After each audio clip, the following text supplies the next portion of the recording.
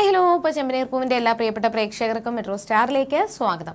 അങ്ങനെ ഇന്ന് നമ്മുടെ ചെമ്പനീർ പൂവിൽ ഇതുവരെ രേവതിയെ വേദനിപ്പിച്ചുകൊണ്ടിരുന്ന ചന്ദ്രമതിക്ക് വലിയൊരു 8ന്റെ പണി കിട്ടാൻ വേണ്ടിയിട്ട് പോവാണ്.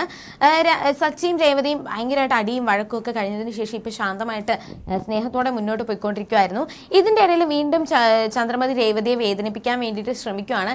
ഇനി എന്തായാലും ചന്ദ്രമതിയുടെ കളികളൊന്നും രേവതിയുടെ അടുത്ത് നടക്കത്തില്ല എന്ന് തെളിയിക്കുന്ന ഒരു സംഭവമാണ് ഇന്ന് സച്ചിയുടെയും രേവതിയുടെയും ജീവിതത്തിൽ സംഭവിക്കാൻ വേണ്ടിയിട്ട് പോകുന്നത്. ഇനി എന്തായിരിക്കും നടക്കാൻ പോകുന്നത് എന്ന് നമുക്ക് നോക്കാം. അതിനു മുൻപ് ആദ്യമായിട്ടാണ് ഈ ചാനൽ കാണുന്നതെങ്കിൽ തീർച്ചയായിട്ടും സബ്സ്ക്രൈബ് ചെയ്യുക. അപ്പോൾ ഞങ്ങളിടുന്ന പുതിയ സീരിയൽ റിവ്യൂ വീഡിയോസ് എല്ലാം നിങ്ങൾക്ക് ലഭിക്കുന്നതായിരിക്കും. അങ്ങനെ ഭയങ്കര ഒരു തർക്കങ്ങളും വഴക്കങ്ങളും ആയിട്ടൊക്കെ നമ്മുടെ രേവതിയുടെയും സച്ചിയുടെയും ജീവിതം പോയെങ്കിൽ പോലും അവരുടെ ഇടയിൽ ചെറിയൊരു പ്രണയം തുടങ്ങിയിട്ടുണ്ട്.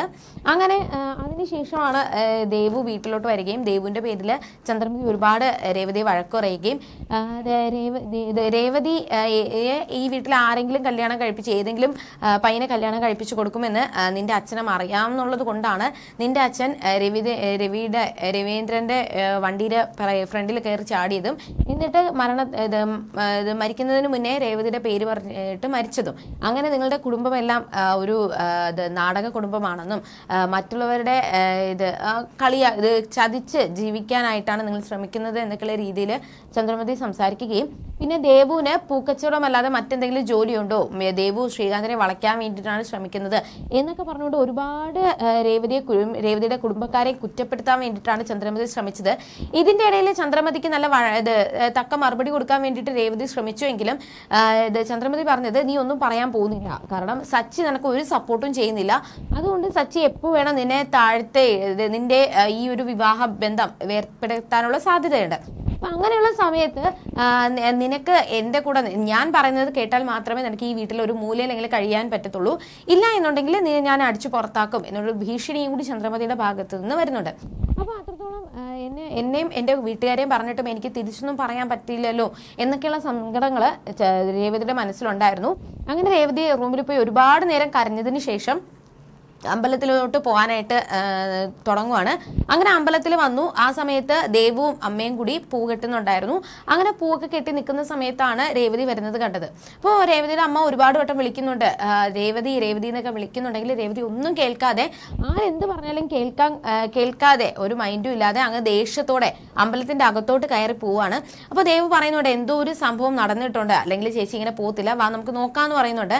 അങ്ങനെ രേവതി നടന്നു പോയി പകുതിക്ക് വെച്ച് രേവതിയെ നിർത്തി സംസാരിക്കാൻ വേണ്ടിയിട്ട് എന്താ സംഭവം, വീണ്ടും നീയും സച്ചിയും വഴക്കുണ്ടാക്കിയോ, അവിടെ എന്താ സംഭവിച്ചത്, നീ തുറന്നു പറ എന്നൊക്കെ പറയുന്നുണ്ടെങ്കിലും രേവതി ഒന്നും കേൾക്കാൻ കൂട്ടാക്കാതെ ഒന്നും സംസാരിക്കാൻ പോലും തയ്യാറാകാതെ രേവതി അങ്ങ് പോവാണ്. ഇതിന്റെ ഇടയിൽ ആ ഒരു അമ്പലത്തിലെ പൂജാരി രേവതിയെ വിളിച്ചെങ്കിൽ പോലും രേവതി മൈൻഡ് വെച്ചില്ല. അതിന്റെ പേരിൽ സംസാരിച്ചപ്പോൾ പൂജാരി തന്നെ പറയുന്നുണ്ട് രേവതിയുടെ മനസ്സിൽ എന്തോ സങ്കടമുണ്ട്, അതുകൊണ്ടാണ് അവൾ ഇങ്ങനെ മിണ്ടാതെ പോകുന്നത് എന്നൊക്കെ പറയുവാണ്. അങ്ങനെ നേരെ രേവതി പോയി അവിടെ ഒരു കുടം നിറയെ വെള്ളം എടുത്ത് ദേഹത്ത് ഒഴിച്ചതിന് ശേഷം ശുദ്ധികലശം നടത്തിയിട്ട് നേരെ ദേവിയുടെ മുന്നിൽ പോയി തൊഴുതു. ഭസ്മം വരുന്നതെല്ലാം എടുത്ത് നെറ്റിയിൽ ചാർത്തിയതിന് ശേഷം അവിടെ ശയനപ്രദക്ഷിണം നടത്താൻ വേണ്ടിയിട്ട് ഒരുങ്ങുവാണ്. അപ്പോൾ ഇത് തടയാൻ വേണ്ടിയിട്ട് ദേവുവും അമ്മയും ശ്രമിച്ചുവെങ്കിലും ഒന്നും നടന്നില്ല. ശയനപ്രദക്ഷിണം നടത്തുന്നുണ്ട്. ഇടയിൽ ചോദിക്കുന്നുണ്ട് എന്താ പ്രശ്നം, എന്താ കാര്യം എന്നൊക്കെ വാവിട്ട് ചോദിക്കുന്നുണ്ടെങ്കിലും ഒന്നും പറയാൻ വേണ്ടിയിട്ട് തയ്യാറായില്ല. അവസാനം ഇതെല്ലാം കേട്ടിട്ട് പേടിച്ച അമ്മയും ദേവും കൂടി പറയുവാണ്, നീ എന്തായാലും ദേവു നീ പോയി സച്ചിയെ വിളിച്ച് കാര്യം പറ, ഇത് എന്താ സംഭവം നമുക്ക് അറിയത്തില്ലല്ലോ. അപ്പോൾ അവരെല്ലാവരും വിചാരിച്ചത് സച്ചിയും രേവതിയും തമ്മിലുള്ള അവർ രണ്ടുപേരും അടിയായി, അതുകൊണ്ടാണ് രേവതി ഇങ്ങനെയെല്ലാം കാണിക്കുന്നത് എന്നാണ് അവർ വിചാരിച്ചത്. അങ്ങനെ ദേവു സച്ചിയെ വിളിച്ചു. സച്ചി ഓട്ടത്തിലായിരുന്നു. അപ്പോൾ സച്ചിനെ വിളിച്ച് കാര്യം പറഞ്ഞപ്പോൾ സച്ചി എത്രയും പെട്ടെന്ന് വരാം എന്ന് പറഞ്ഞുകൊണ്ട് ആ ഒരു ഓട്ടം മഹേഷിന് കൊടുത്തിട്ട് സച്ചി നേരെ അമ്പലത്തിൽ വന്നു. അമ്പലത്തിൽ വന്നതിന് ശേഷം നോക്കുമ്പോൾ രേവതി ശയനപ്രദക്ഷിണം നടത്തുവാണ്. അപ്പോൾ ചോദിക്കുന്നുണ്ട് എന്താ സംഭവം, നീ കാര്യം പറ, രേവതി പറ എന്നൊക്കെ പറയുന്നുണ്ടെങ്കിലും അവിടെ സച്ചിയും രേവതിയും വഴക്കായി, അതുകൊണ്ടാണ് രേവതി ഇങ്ങനെ കാണിക്കുന്നത് എന്നൊക്കെയുള്ള രീതിയിലാണ് ദേവും അമ്മയും സംസാരിച്ചത്. അതിൻ്റെ കൂടെ തന്നെ രേവതിയുടെ അമ്മ ഒരു കാര്യവും കൂടി പറഞ്ഞു, കുഞ്ഞുനാൾ മുതലേ ഇവിടെ പൂക്കച്ചവടമാണ് ഞങ്ങൾ ചെയ്യുന്നത്, അതുപോലെ ഒരുപാട് കഷ്ടപ്പെട്ടാണ് ഞങ്ങൾ ജീവിക്കുന്നത്, എന്നിട്ട് ആ ഒരു പൂക്കച്ചവടം ഇല്ലാത്ത സമയത്ത് പോലും ഞങ്ങൾ പട്ടിണി കിടന്നിട്ടുണ്ടെങ്കിൽ പോലും പച്ചവെള്ളം കുടിച്ച് ജീവിച്ചിട്ടുള്ള കാലങ്ങളുണ്ടായിരുന്നു. ആ സമയത്തും രേവതി ഒരു ഇറ്റ് കണ്ണീര് പോലും അവള് കണ്ണിൽ നിന്ന് വീണിട്ടില്ല, ഒരു ദിവസം പോലും അവൾ സങ്കടപ്പെട്ടിട്ടില്ല.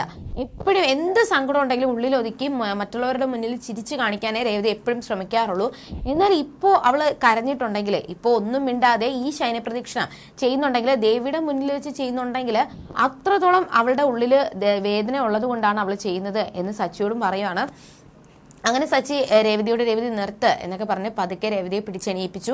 എന്നിട്ട് പതുക്കെ അവിടെ കൊണ്ട് ഇരുത്തിയതിന് ശേഷം ചോദിക്കുന്നുണ്ട്, നീ എന്താ പ്രശ്നം, കാര്യം പറ. എല്ലാവരും വിചാരിക്കുന്നത് നമ്മൾ തമ്മിൽ വഴക്കുണ്ടായി എന്നാണ്, എന്നാൽ ഒരു കുഴപ്പവും ഇല്ലായിരുന്നല്ലോ. എന്നിട്ട് ദേവവും അമ്മയും ചോദിക്കുമ്പോഴും പറയുന്നുണ്ട്, ഞാൻ രാവിലെ ജോലിക്ക് പോകുന്നത് വരെ അവിടെ ഒരു പ്രശ്നവും ഇല്ലായിരുന്നു, അതിനുശേഷം എന്തോ വീട്ടിൽ നടന്നതാണ് എന്ന് ദേവവും പറഞ്ഞപ്പോൾ സച്ചി കാര്യം ചോദിക്കുന്നുണ്ട്, എന്താ സംഭവം, നിന്നെ ആരാ എന്താ പറഞ്ഞത്, എന്താ കാര്യം, നീ പറ എന്നൊക്കെ പറയുന്നുണ്ടെങ്കിലും രേവതി ഒന്നും പറയാനായിട്ട് തയ്യാറായില്ല. അങ്ങനെ പൂജാരി വന്ന് പറയുന്നുണ്ട്, രേവതി നിനക്ക് ചേർന്ന ഒരു പെൺകുട്ടിയാണ്, ഇതുവരെ അവള് കരഞ്ഞ് ഞാൻ കണ്ടിട്ടില്ല, സന്തോഷിച്ചു നിൽക്കുന്ന മുഖമായിട്ടേ ഞാൻ കണ്ടിട്ടുള്ളൂ. അപ്പൊ അവൾ ഇത്രയും കരയണമെന്നുണ്ടെങ്കിൽ എന്തോ പ്രശ്നം ഉണ്ടായിട്ടുണ്ടെന്ന് പൂജാരിയും പറയുന്നുണ്ട്. എന്നാൽ ആവർത്തിച്ച് സച്ചി ചോദിക്കുന്നുണ്ടെങ്കിലും രേവതി ഒന്നും പറയാനായിട്ട് തയ്യാറല്ല. തന്നെ സച്ചി പറയുവാണ്, ശരി നീ പറയണ്ട, വാ നമുക്ക് വീട്ടിലോട്ട് പോവാം. അങ്ങനെ രേവതിയെ പതുക്കെ പിടിച്ച് എണീപ്പിച്ചതിന് ശേഷം വീട്ടിലോട്ട് കാറുമായിട്ട് സച്ചി എത്തിയ സമയത്ത് കാറ് വരുന്ന ശബ്ദം കേട്ടിട്ട് ചന്ദ്രമതി പുറത്തോട്ട് ഇറങ്ങുന്നുണ്ട്. സച്ചി പതുക്കെ കാറിൽ നിന്ന് ഇറങ്ങി. ഭയങ്കര ദേഷ്യമാണ് സച്ചിയുടെ മുഖത്ത്, നല്ല ദേഷ്യം. ചന്ദ്രമതി ഇപ്പൊ കിട്ടിക്കഴിഞ്ഞാൽ ആട്ടി ചോദിക്കും എന്നുള്ള ഒരു ദേഷ്യത്തിലാണ് സച്ചി നിൽക്കുന്നത്. അതിനുശേഷം പതുക്കെ കഥവ് തുറന്ന് രേവതിയും പതുക്കെ പിടിച്ച് താങ്ങി പുറത്തിറക്കിയതിന് ശേഷം പതുക്കെ താങ്ങി പിടിച്ച് അകത്തോട്ട് പോവാണ്. അപ്പൊ ഈ രേവതിയെ താങ്ങി പിടിച്ച് കൊണ്ടുപോകുന്നതെല്ലാം ചന്ദ്രമതി ശ്രദ്ധിക്കുന്നുണ്ട്. എന്നാൽ ചന്ദ്രമതി ഭയങ്കര എന്തോ ഇനിയിപ്പോ രേവതി എന്തെങ്കിലും പറഞ്ഞു കൊടുത്തു, അതുകൊണ്ടാണ് സച്ചി ഇനി ഇങ്ങനെ ദേഷ്യത്തോടെ നിൽക്കുന്നത് എന്നൊക്കെ പേടിച്ചുകൊണ്ട് ചന്ദ്രമതി നിൽക്കുവാണ്. ഇനി എന്തൊക്കെയായിരിക്കും അവരുടെ ജീവിതത്തിൽ സംഭവിക്കാൻ പോവുക? ഇതുവരെയും രേവതിയെ ഒരു ഭാര്യയായിട്ട് സച്ചി അംഗീകരിച്ചിട്ടില്ലായിരുന്നു. എന്നാൽ ഇനി സച്ചിയുടെയും രേവതിയുടെയും ഇടയിലുള്ള പ്രണയമാണ് നമ്മൾ കാണാൻ പോകുന്നത്. അതിന്റെ കൂടെ തന്നെ രേവതിയെ ചന്ദ്രമതി ഇങ്ങനെയെല്ലാം പറഞ്ഞ് വേദനിപ്പിച്ചത് കൊണ്ടാണ് രേവതി ഇങ്ങനെ ഈ ഒരു ശയനപ്രദക്ഷിണം ചെയ്തത് എന്ന് സച്ചി അറിഞ്ഞു കഴിഞ്ഞാൽ ചന്ദ്രമതിയുടെ കാര്യം തീർന്നു. ഇനി ഇതിന്റെ മുന്നോടിയായിട്ട് എന്തൊക്കെ സംഭവിക്കുമെന്ന് നമുക്ക് വരുന്ന നാളുകളിൽ കണ്ടറിയാം. അതുവരേക്കും ടാറ്റാ ബൈ.